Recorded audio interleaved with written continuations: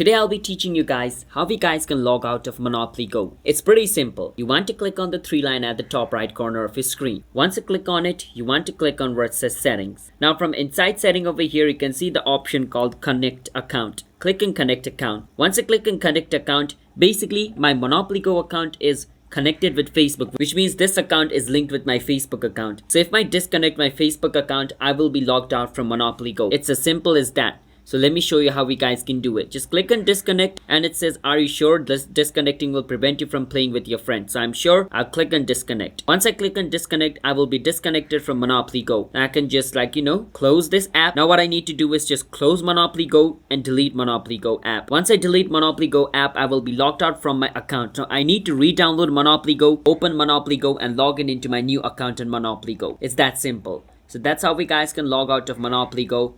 If you guys found our video helpful, hit the subscribe to our channel one step. I'll see you guys next time.